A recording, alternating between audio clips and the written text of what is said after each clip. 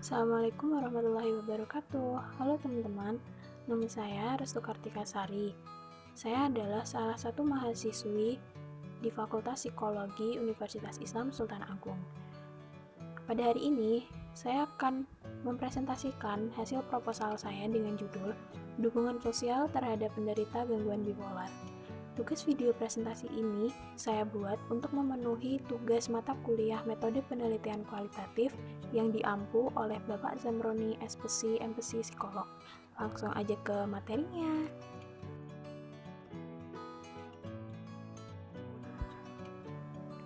Oke, yang pertama ada latar belakang permasalahan. Dalam kehidupan bermasyarakat, sering kita temui orang-orang dengan perilaku normal dan tidak normal. Jadi, apa sih perilaku normal dan tidak normal itu? Perilaku normal yaitu perilaku yang dilakukan seseorang tetapi sesuai dengan norma yang berlaku di suatu daerah tersebut, sehingga dianggap wajar oleh orang-orang yang menempati tempat tersebut. Sedangkan perilaku abnormal atau perilaku tidak normal adalah perilaku yang dilakukan seseorang akan tetapi menyimpang dari norma yang berlaku di suatu daerah, sehingga sering disebut-sebut sebagai orang abnormal. Biasanya, orang-orang setempat akan berasumsi bahwa orang dengan perilaku abnormal adalah orang yang mengalami gangguan-gangguan mental, salah satunya bipolar. Nah, fenomena yang sering kita temui di lingkungan, banyak tuh orang yang menganggap bahwa gangguan bipolar itu gangguan mental yang menular dan pengidapnya adalah orang yang kurang iman. Padahal tidak. Permasalahan lain yang muncul pada fenomena ini adalah banyak orang juga yang seakan-akan tidak peduli dengan penderita gangguan bipolar. Padahal sebenarnya penderita sangat membutuhkan dukungan sosial dari lingkungan sekitarnya. Akan tetapi, pada kenyataannya, banyak penderita yang masih merasa bahwa dirinya tidak berharga dan tidak memiliki teman. Hal ini dikarenakan karena kurangnya dukungan sosial yang ia dapatkan dari lingkungan sekitarnya.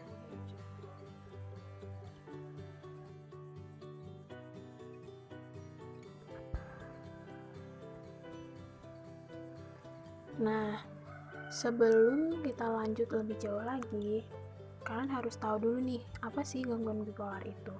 Jadi, gangguan bipolar adalah suatu gangguan suasana hati di mana ia memiliki dua kutub, yaitu kutub depresi dan mania.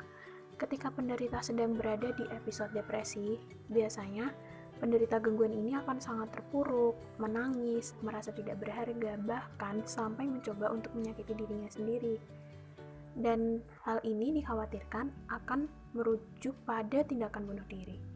Sedangkan ketika penderita sedang berada di episode manik, penderita akan merasa bahagia sekali, harga dirinya melonjak naik, dan sangat aktif beraktivitas daripada biasanya. Kalian tahu nggak sih guys, penderita bipolar itu ternyata sangat rentan loh memiliki resiko bunuh diri karena keadaan mental mereka yang tidak sehat. WHO pernah menyatakan bahwa angka kasus bunuh diri akibat depresi yang terjadi di Indonesia sudah mencapai 1,6 hingga 1,8 per 100.000 penduduk. Parah nggak sih guys? Kalian bisa kan bayangin sudah sebanyak itu kasus di Indonesia? Dari penelitian yang dilakukan oleh Dr. Ghanshyam Pandey, ditemukan bahwa 9 dari 17 remaja yang meninggal karena bunuh diri ternyata mereka memiliki riwayat gangguan mental, dan salah satunya adalah gangguan bipolar. Oke, selanjutnya ada faktor penyebab bipolar. Faktor utama penyebab bipolar ini adalah faktor keturunan atau faktor gen. Jadi, seorang individu memiliki resiko 15 hingga 30% mengidap gangguan bipolar apabila salah satu orang tuanya memiliki riwayat gangguan bipolar. Namun, akan beresiko lebih besar pula, yaitu 50 hingga 75% apabila kedua dari orang tuanya mengidap gangguan tersebut. Selain itu, faktor selain keturunan adalah faktor trauma terhadap suatu peristiwa. Bisa jadi seseorang individu yang mengidap gangguan bipolar pernah mengalami suatu peristiwa yang membuatnya sangat terpukul, sehingga menimbulkan rasa trauma yang mendalam, dan rasa trauma tersebut dapat mengganggu kesehatan mental dirinya. Gangguan bipolar ini diklasifikasikan menjadi 3 jenis, yaitu jenis gangguan bipolar 1, gangguan bipolar 2, dan episode campuran. Yang pertama, ada gangguan bipolar 1. Menurut DSM-4, penderita harus mengalami fase episode manik pertama agar dapat didiagnosis bahwa dirinya ini mengidap gangguan bipolar 1. Gangguan ini disebut juga dengan gangguan afektif, tetapi instrumen utama pada gangguan tersebut adalah suasana hati atau mood, bukan afek atau ekspresi eksternal dari isi emosional. Kemudian, untuk jenis yang kedua, yaitu gangguan bipolar kedua. Gangguan bipolar 2. Penderita dengan gangguan bipolar 2 ini biasanya ditandai dengan episode depresif berat yang berganti dengan episode hipomania. Dan fenomena pergantian dari episode depresif berat ke episode hipomania ini terjadi secara berulang-ulang. Kemudian, jenis yang ketiga yaitu episode campuran. Gangguan bipolar ini biasanya ditandai dengan perubahan episode dengan jangka waktu yang cepat dari manik ke depresif atau sebaliknya. Atau episode manik dan depresif bisa saja terjadi secara bersama-sama dalam satu waktu.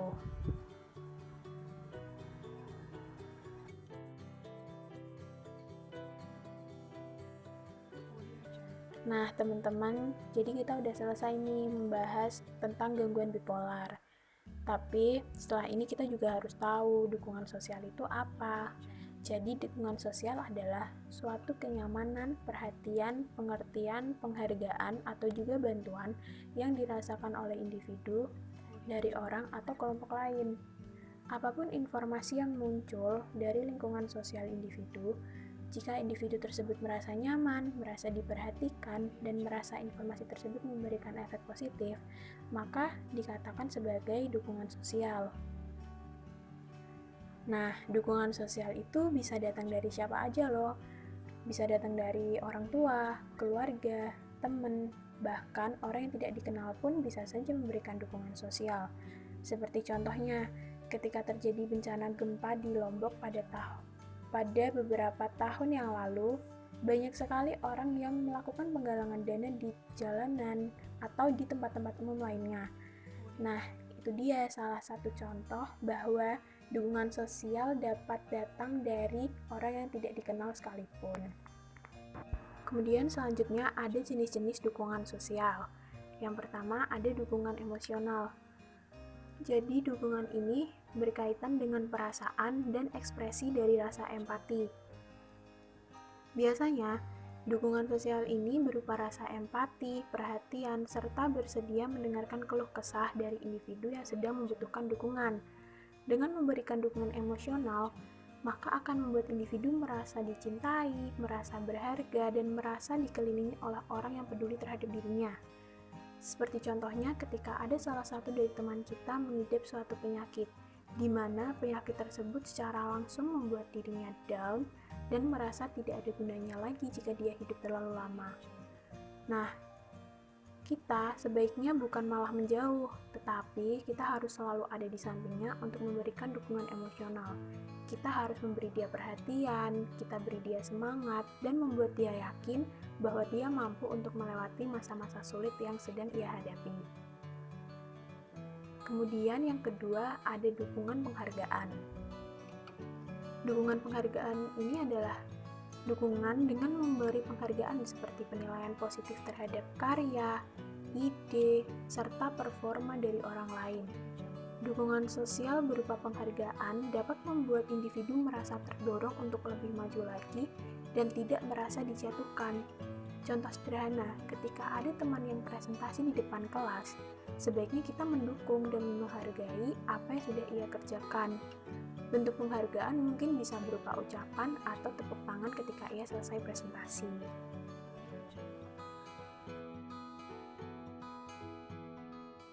Nah, kemudian untuk jenis dukungan sosial yang ketiga, ada dukungan instrumental. Dukungan ini melibatkan dukungan secara langsung, bisa berupa bantuan finansial ataupun secara langsung membantu mengerjakan tugas-tugas tertentu. Contohnya seperti penggalangan dana yang diadakan di jalanan atau di tempat-tempat umum. Orang-orang yang melakukan penggalangan dana melakukan dukungan sosial berupa bantuan finansial. Kemudian, untuk dukungan yang keempat, ada dukungan informasi. Dukungan informasi ini ialah dukungan yang berupa arahan atau saran untuk orang lain yang membutuhkan dukungan ini untuk memecahkan permasalahannya. Misalnya, orang lain sedang dilanda beberapa permasalahan. Kemudian, ia meminta saran kepada kita untuk menyelesaikan permasalahannya. Nah, yang perlu kita lakukan ialah membantu memberikan saran terbaik.